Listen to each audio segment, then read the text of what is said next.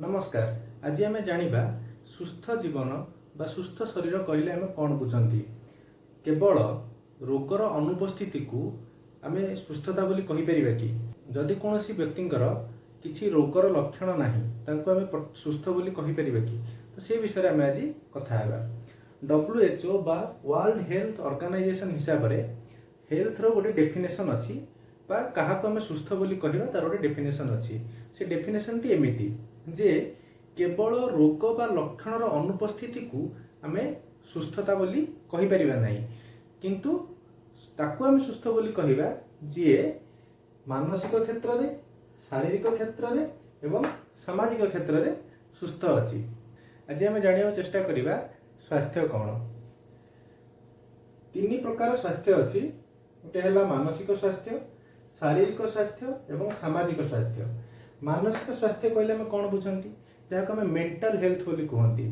For example आपण कौन काम करुँच से कम केते ध्यान केंद्रित कर आपणकर मन लगुच कि नहीं से कम आप सका उठला बेलू केते व्यग्र रोचंती कौन काम करने तो केतेटी इंडिकेशन आम जापर मानसिक स्वास्थ्य संपर्क में जमीक कि आपणकर मन भल अच्छी कि नहीं, अत्यधिक मानसिक चाप बा स्ट्रेस रे रोचंती कि काम रे मन लगुच कि नहीं, फोकस करि नहीं काम उपरे। साइकोसोमाटिक डिजॉर्डर। साइकोसोमाटिक डिजॉर्डर कहले कौन आपणकर साइको माने मानसिक आपणकर मन जदि भल नथिबो आपणकर शरीर रे मध्य गुड़ाए लक्षण प्रकाश पाए ताको आमे साइकोसोमाटिक डिजॉर्डर बोली कहितांती। एटा आमे परे चर्चा करिबा ए विषय। शारीरिक स्वास्थ्य कौन। शारीरिक स्वास्थ्य कहले हमर शरीर बा बॉडी बॉडी केउथरे तयारी मुख्यतः शरीर मांसपेशी बा मसल्स हाड़ बा बोन एवं अंग प्रत्यंग बा ऑर्गन्स रे तयारी होता है। तो यही तीनोटी जिनसर सुस्थता को आम शारीरिक स्वास्थ्य बोली कहवा। जदि आम अंग प्रत्यंग देखुंती ब्रेन, हार्ट, लिवर, किडनी, आमर गैस्ट्रोइंटेस्टिनल ट्रैक्ट ये सब को जदि जदि सुस्थता अच्छी ताहले आम को शारीरिक स्वास्थ्य बोली कहवा। सामाजिक स्वास्थ्य कौन। सामाजिक स्वास्थ्य होची जेमिति कि गोटे मनीष जेहेतु समाज रे रहुची अन्य मान सहित मिसुची तो इंटरपर्सनल जो रिलेशनशिप टा रहुची दुईटी व्यक्ति मध्य जो संपर्क रहुची ताको आमे सामाजिक स्वास्थ्य बोली कहवा।